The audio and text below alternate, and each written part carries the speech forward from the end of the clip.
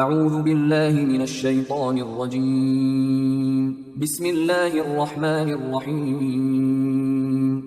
سورہ آل عمران آیات نمبر 121 تا 129 میں غزوہ احد کے پس منظر میں مسلمانوں کو ثابت قدم رہنے کی تلقین، غیبی مدد کا وعدہ اور جنگ میں منافقین کا کردار۔ اعوذ باللہ من الشیطان الرجیم۔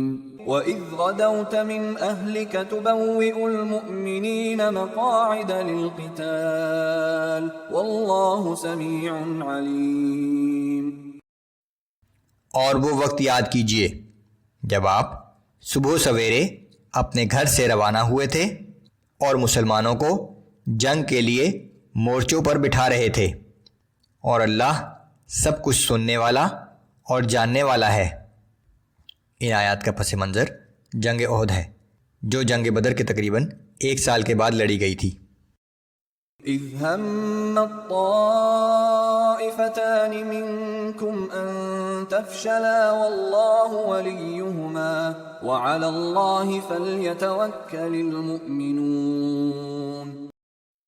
اس وقت تم میں سے 2 قبیلے بزدلی دکھانے پر اتر آئے تھے، حالانکہ اللہ ان دونوں کی مدد کے لیے موجود تھا، اور ایمان والوں کو اللہ ہی پر بھروسہ کرنا چاہیے۔ وَلَقَدْ نَصَرَكُمُ اللَّهُ بِبَدْرٍ وَأَنْتُمْ أَذِلَّةٌ فَاتَّقُوا اللَّهَ لَعَلَّكُمْ تَشْكُرُونَ۔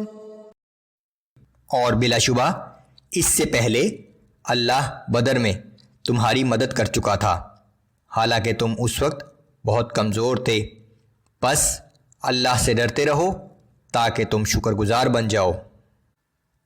جب جنگ شروع ہونے سے پہلے منافق عبداللہ بن ابی 300 ساتھیوں سمیت واپس چلا گیا تو انصار کے 2 قبیلوں بنو حارثہ اور بنو سلمہ کے دلوں میں کمزوری واقع ہوئی، اور کفار کے مقابلے میں مسلمانوں کی قلیل تعداد دیکھ کر دل چھوڑنے لگے، مگر چونکہ سچے مسلمان تھے اس لیے اللہ تعالیٰ نے ان کے دلوں کو مضبوط کر دیا۔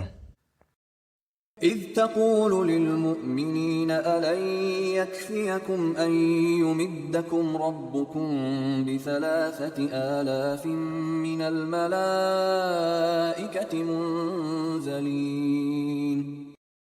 اور یہ نصرت اس وقت ہوئی تھی جب آپ جنگ بدر کے دوران مسلمانوں سے فرما رہے تھے کہ کیا تمہارے لیے یہ کافی نہیں کہ تمہارا رب 3,000 فرشتے اتارے اور ان کے ذریعے تمہاری مدد فرمائے؟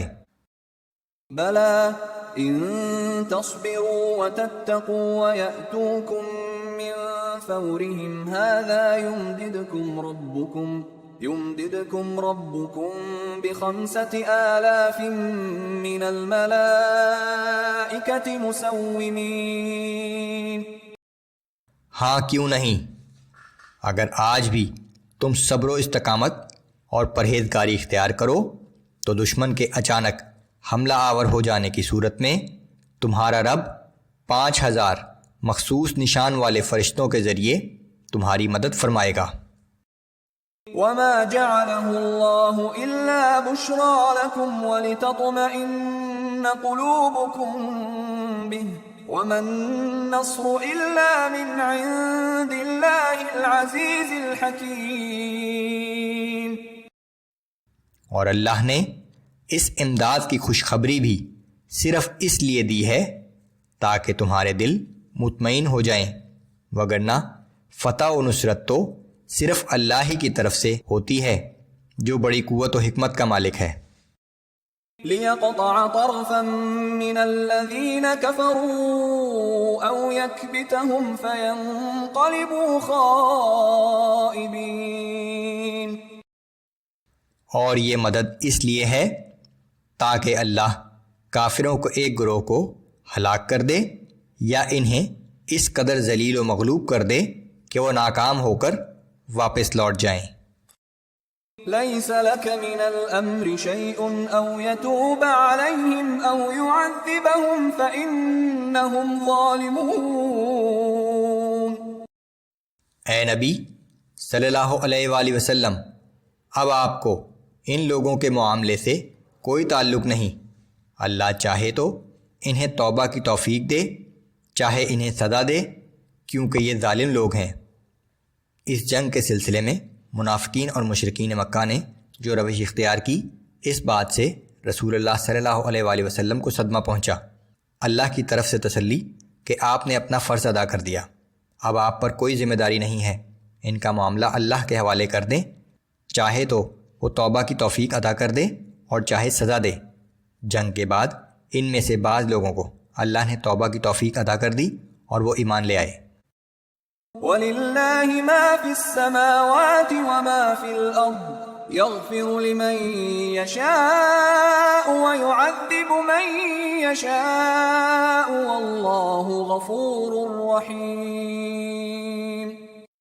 جو کچھ آسمانوں میں اور جو کچھ زمین میں ہے، اس سب کا مالک اللہ ہی ہے، وہ جسے چاہے بخش دے اور جسے چاہے سزا دے، اور اللہ بہت بخشنے والا اور ہر وقت رحم کرنے والا ہے۔